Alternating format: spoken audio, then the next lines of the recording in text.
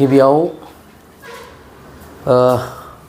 Personnel नोंथांमोननिसिम बर' खौरां, premier news, United news आरो बड'लेण्ड सानखौरां पर्टेल निउस पर्टेलनिसिम गाहाम हामलायनायखौ आंनिफ्राय जासिग्रोनाय जाबाय। थांनाय जि 7 तारिखनि जे बुनसुनि मोनसे उदालगुरियाव लानाय सुबुं गौमा हाबाफारियाव आं सेन्ट्रेलनि जानानै बाहागो लाहैदोंमोन। बे बाहागो लानानै जि जोंनि सुबुं गौमाखौ प्रसासन साइडनिफ्राय जि पारमिसनखौ होखायासै, थेवब्लाबो जोंनि गुबुन गुबुन जायगायाव जि जायगायाव प्रसासना जोंखौ हमथानानै दोनदोंमोन बे जायगायाव जोङो डेम'क्रेसिलि जोङो प्रग्रामखौ बानायदों आरो साक्सेसबो जादों। बेहायनो प्रग्रामा बिदिनो खुब सम्भब 4टासो टाइमाव जोबदों। बेनि उनाव जानानै ओंखाम बायदिसिना जानानै जोङो 7टासोआव जों रिटार्न जादों। 7टासोआव रिटार्न जाफैनानै फैनायाव जि मोनसे टलगेटसिम सफैनो, भबानिपुर टलगेट, बरपेटा जिल्लानि सिङाव थानाय भबानिपुर टलगेटसिम सफैनो थाखाय जोंनो जिखिनि टाइम नांगौ बे टाइमावहाय जों मोनसे 11टा एप्रक्सिमेटलि 11:30 बे टाइमाव जों सफैदों। दा बाहाय जि मोनसे घटना जानानै थांबाय, बे घटना जानायनि सायाव माखासे जि फेसबुक पेज बाहाय आंनि सोमोन्दै जेबो डिटेल्स लायालासे बुनसुनि बिबानगिरिया जौ लोंनानै टलगेटआव दुमदाखाल खालामनानै बुजादों माजादों बेबायदि माखासे नेगेटिभ कमेन्टफोर बा पस्टफोर होदों। दा बिनि सायाव आं माखासे आंनि जे मोनसे मा होननानै बुङो जे बे माखासे जे नेगेटिभ कमेन्टफोर बिनि सोमोन्दै आं क्लियारिफिकेसन होनो दिनै नोंथांमोननि जि निउसाव आं नुजादों। दा बेहाय आं सिदायै बुंगोन, जायफोरा फेसबुक पेजफोराव जे मोनसे आंनि सोमोन्दै जि नेगेटिभ कमेन्ट होनानै जि गाज्रि जौ लोंनानै बुलायदों मादों जि लिरदों, दा बैसोर जायफोरा पेजखौ सालायो, बेसिकेलि आं बर' पेजखौ आं बांसिन नुनायखौ हाइलाइटखौ आं नुदों फेसबुकआवहाय। दा बैफोरबायदि जे पेज सालायग्रा आंनि थोरोबनिफ्राय बा आंनिफ्राय, आं बिमल बसुमतारीनिफ्राय आं बुंगोन, बिथांमोना सासे आनसिभिलाइज मानसि। बिथांमोना दिनैसिमबो अन्थाइ मुगानि साननाय हनाय लानानै थांनानै थाग्रा मानसि होननानैसो आं बिथांमोननि पेज सालायग्रा बिथांमोनखौ आं बुंगोन।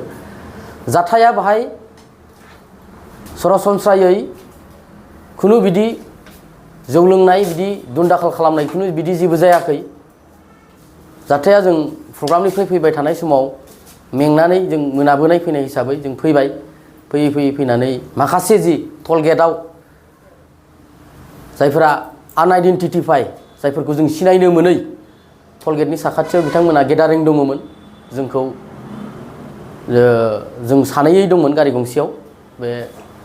बे गारियावहाय जों सानैजों फैदोंमोन। दा बाहाय लाखिनानै बिथांमोना जों बुंदोंमोन, जों मोनसे स्टुडेन्ट बुनसु अर्गानाइजेसननिफ्राय जों प्रग्राम खालामखांनानै फैदों, दा जों बे टलगेटजों बारलांनो नागिरदों। दा बे खोथा बुंनायाव बिथांमोनहा जानला मानला एन्टि ससियेल बाथ्राफोर बुंनानै, जायफोरा नोङो खोनासंथावनो हाया, जेने बर' जाथिफ्रा फैसा होआ, गुन्दामिरि खालामनानै टलगेटखौ फैसा होआलासिनो बारलांनो नागिरदों, बैफोरबायदि बाथ्रा होननायाव माखासे दान्थे बिदान्थे जादों। बे दान्थे बिदान्थेयाव बिथांमोना जों सानैल'खौ मखा लानानै बिथांमोना जोंनि मोदोमाव आखाइ खोख्लैदों आरो बुदों। बेबायदि बुनानैनो आं जेनेबा बिमल बसुमतारी हिसाबै बिथांमोना आंखौ लहाजों डाइरेक्ट मार्डार एटेम्प्ट खालामदोंमोन। डाइरेक्ट बिथांमोना मार्डार एटेम्प्ट खालामनानै आंखौ लहाजों बुनानै जखम खालामदों। बेखिनि। दासिमाव ओरैनो जों जि भबानिपुर जि थानायाव थांनानै जि आइसि बा असिजों रायज्लायहैदों, बाहाय रायज्लायनायाव बिथांमोना बुंदों, बिथांमोना टलगेटनि रावबो बेबायदि कर्मचारि नङामोन। बिथांमोना बेहायनो सोरबा टलगेटनि कन्ट्राक्टर बा सोरबा टलगेटनि मानसिजों लोगो लोब्बा जानानै बाहाय गेदारिं खालामो, जायो लोङो। आरो बिथांमोननि जि खुगानिफ्राय मोनामनाय, बिथांमोना सिदायै आं थोंजोङै बुंगोन, आं खुनु बिदि एलकहल लायाखैमोन, थोंजोङै आं बुंगोन बिथांखौ मा होननानै बुङो, बिथांमोना फुरा गान्जा बिदि सोबनानै बिथांमोना आंनि सिमाइल बे माबायाव आं मोनामनायखौ बिथांमोननिफ्राय मोन्दों आरोखि बेखिनि। मोनसे खोथाखौ जों साननो हायो जे दिनैहाय मोनसे अर्गानाइजेसन बर'नि बिदि खालामदों, फैबाय थानाय टाइमावबो सोरबा सासे व्यक्तिखौ बा मोनसे अर्गानाइजेसनखौ बिथांमोना आरो बिदि खालामनो हागौ। थ' माबायदि मोनसे सांग्रांथियाव थानांगोन बर' जाथि हिसाबै? दिनैनि दिनावथ' जों सिदायै बुंनो थाङोब्ला आंथ' बुंगोन बर' जाथि हिसाबै मोनसे बिराद गिदिर अलखद फैगासिनो दं।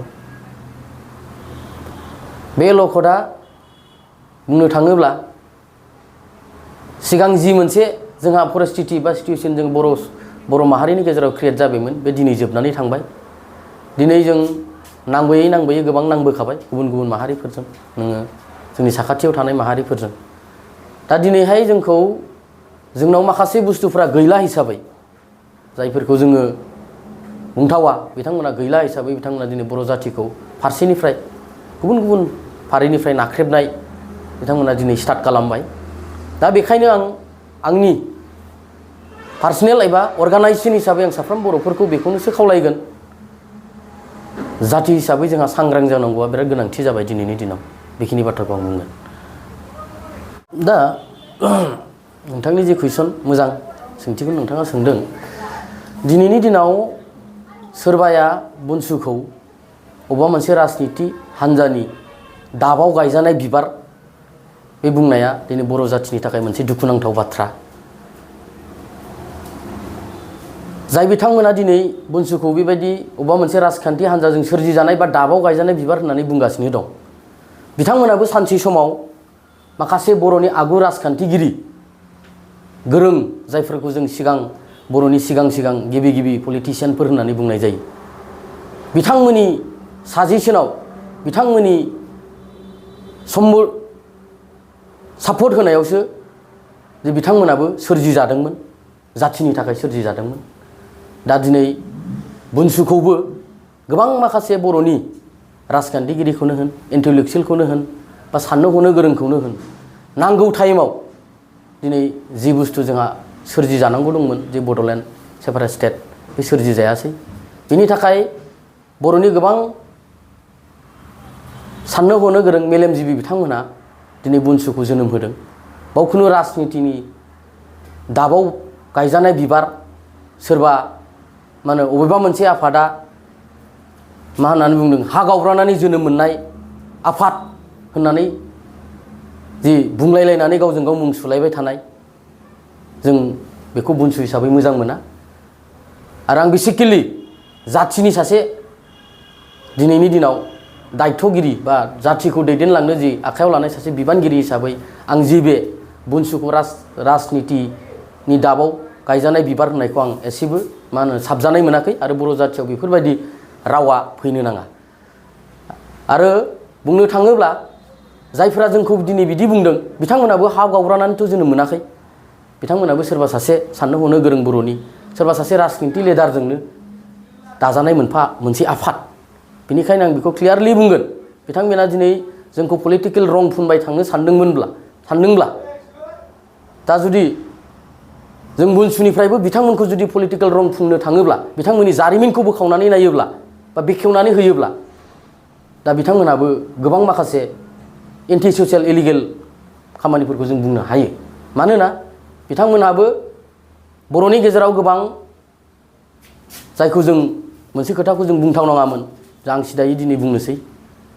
बे बाथ्राया जाहैबाय, नोङो बिथांमोनाबो जोनोम मोननाय लोगो लोगो बर'नि गेजेराव जि माखासे दालां बमा होनानै बेफ्रुहोनाय, स्कुल कलेजफोरखौ बुख्रुबनाय, बिथांमोनाबो बैफोर हाबाखौ मावबोदोंमोन। आरो बर'नि माखासे गावसिनि जि बेरेखा होननाय बर'नि माखासे इन्टेलेक्सुयेलफोर, बर'नि साननो हनो गोरों बिथांमोना समाजनिफ्राय बयकट खालामनानै गारबोदोंमोन। फर एग्जाम्पल, जोंनिनो सासे गेदेमा, बर'नि गेजेरनिनो सासे गेदेमा चरन नार्जारीखौ बिथांमोना माखासे राजनिति लेंगुवेजाव बा पलिटिकेल लेंगुवेजाव बिथाङा बुंदोंमोन। दा न' डाउट बुंदोंमोन बिथाङा बड'लेण्ड बे सोदोबखौ, बड'लेण्ड मोना बेफोर सोदोबखौ। नाथाय बे नङामोनदि बे सासे गोरों मानसिखौ बर' समाजनिफ्राय एरख'नानै दोननाय। दा बेखिनि बाथ्राखौ आं बुंगोन। बेनिखायनो दिनैनि दिनाव जों रावजोंबो बे अबेबा राजखान्थि हान्जाजों दाजानाय, सोरबाया मा होननानै बुङो, अबेबा पलिटिकेल पार्टिनि दाबाव गायजानाय बिबार, बेफोर बुंलायनानै मुं सुलायनायनिफ्राय गोजानाव थानांगौखौ आं पार्सनेलि बर' हिसाबै बा बुनसुनि सासे दायथ'गिरि जानानैबो आं बिथांमोनखौ गुरैयै खावलायहरगोन। मोनसे पर्यायाव जिथु बड'लेण्ड रायजो दाजानांगौब्ला गासै आफादफोरा ज' जानानै रायजो बिनायाव बाहागो लानांगौ होननानै नोंथाङा पार्सनेलि सानो नामा? अभियासलि बियो नांथारगौ बा एकदम ओरैबायदि मोनसे नंथारगुबै सैथो जे हारिनि गुबुन गुबुन आफादफोर जोंनि बर' हारियाव गुबुन गुबुन आफादफोर दंसै। दा बैफोर आफादफोरा दिनैनि दिनाव जे मोनसे जोंहा मोननांगौ बड'लेण्ड दङ, जे उपेन्द्रनाथ ब्रह्मनि सिमां, बेखौ मोनफुंहोनोब्ला जों गासैबो आफादफोरा ज' जालायनानै जों बे बड'लेण्ड जि डिमान्ड बेखौ जों लानानै थांनांगौ। बेजों लोगोसे बेसेबां जोंनि बर'नि गेजेराव राजखान्थि आफादफोर जोनोम मोनबाय, बिथांमोनाबो बड'लेण्डनि जेब्ला खोथा फैगोन, बड'लेण्डनि जेब्ला मा होननानै बुङो मोनसे सोमावसारनायनि जे मोनसे मसन फैगोन, अब्ला बिथांमोनाबो बाहागो लानांगौ आरो माने गोबां बिथिंनिफ्राय हेफाजाब खालामनांगौ। अब्लासो जों बड'लेण्डखौ मोनफुंगोन होननानै आं पार्सनेलि